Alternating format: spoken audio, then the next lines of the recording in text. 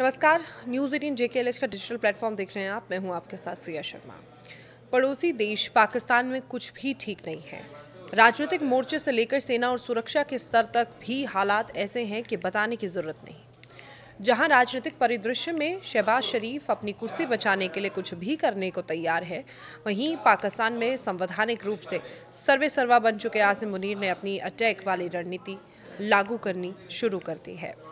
Chief of defence forces या फिर अघोषित तानाशाह का पद संभालते ही मुनीर ने पड़ोसी देश अफगानिस्तान को धमकी देनी शुरू कर दी। जहां मुनीर ने सीधे तौर पर तालिबान सरकार से कहा कि वो या तो इस्लामाबाद या फिर TTP में से एक को चुन ले, वहीं इसका जवाब भी उन्हें मिल गया। अफगानिस्तान ने तो इस पर कोई प्रतिक्रिया नहीं दी, लेकिन TTP ने बदले में खैबर पख्तूनख्वा प्रांत को दहला दिया। सोमवार को तहरीक तालिबान पाकिस्तान यानी कि TTP के हमले में पाकिस्तान में 6 सुरक्षाकर्मी मारे गए और 7 घायल हुए हैं। जानकारी के मुताबिक हमला कुकरम जिले के मनाटो इलाके में हुआ। अधिकारियों ने बताया कि TTP के हमले के बाद दोनों पक्षों में गोलाबारी हुई।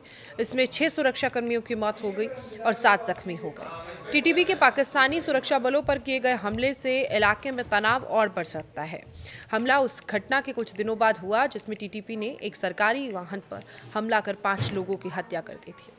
यह हमला नॉर्थ वज़ीरिस्तान के असिस्टेंट कमिश्नर शाह वली के वाहन को निशाना बनाकर किया गया था। पाकिस्तान में तहरीक तालिबान पाकिस्तान, जिसे फितना-ए-ख्वारिज भी कहा जाता है, एक प्रतिबंधित संगठन है जो लगातार पाकिस्तानी फौज को निशाना बनाता रहा है। इसे लेकर पाकिस्तानी आर्मी कई अभियान चला चुकी है, लेकिन वो इसे नियंत्रित नहीं कर पा रहे। तहरीक तालिबान को लेकर पाकिस्तान आरोप लगाता रहा है कि इसके लड़ाकों को अफगानिस्तान का संरक्षण हासिल है। हालांकि अफगानिस्तान इसे पाकिस्तान का अंदरूनी मसला कहता है, लेकिन इसी को लेकर दोनों देशों के बीच तनातनी भी होती रही है। हाल ही में पाकिस्तान के CDF बने आसिम मुनीर ने अफगानिस्तान को कड़ा संदेश देते हुए कहा कि अफगान सरकार को तय करना होगा कि वो पाकिस्तान के साथ खड़ी है या फिर पाकिस्तानी तालिबान के साथ। ये बयान उन्होंने रावलपिंडी में नए डिफेंस फोर्सेस हेडक्वार्टर्स के उद्घाटन में दिया था। अब तक तालिबान सरकार ने उस बयान पर कोई प्रतिक्रिया नहीं दी है। पाकिस्तान में हाल ही में सेना प्रमुख फील्ड मार्शल आसिम मुनीर को देश के पहले चीफ ऑफ डिफेंस फोर्सेस के रूप में नियुक्त किए जाने के बाद सुरक्षा स्थिति तेजी से बिगड़ गई।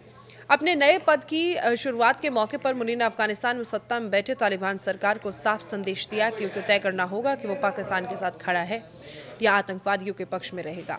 विशेषकर तहरीक तालिबान पाकिस्तान के उन्होंने कहा कि पाकिस्तान शांतिप्रिय रहेगा, लेकिन अपनी सीमा और राष्ट्रीय सुरक्षा के खिलाफ किसी भी खतरे को बर्दाश्त नहीं करेगा और बहुत गंभीर जवाब देगा।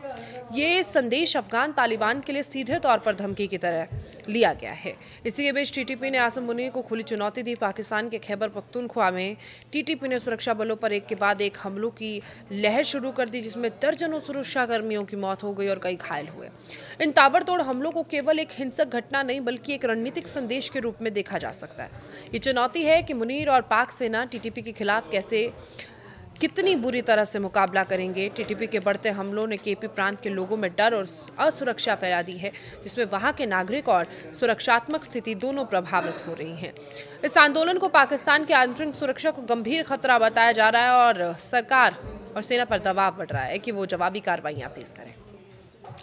विशेष रूप से कई हमले कुर्रम जिले सहित विभिन्न इलाकों में हुए। हमने जानकारी आपको दी, जहां सुरक्षा बलों को निशाना बनाया गया। पाकिस्तान के नेतृत्व के सामने एक कठिन परिस्थिति खड़ी हो गई है। एक तरफ तालिबान से बढ़ता तनाव और दूसरी तरफ TTP की उग्र गतिविधियां। ये नई चुनौती पाकिस्तान अफगानिस्तान सीमा पर हमले से तनावपूर्ण परिस्थितियों को और गहरा करती दिख रही हैं।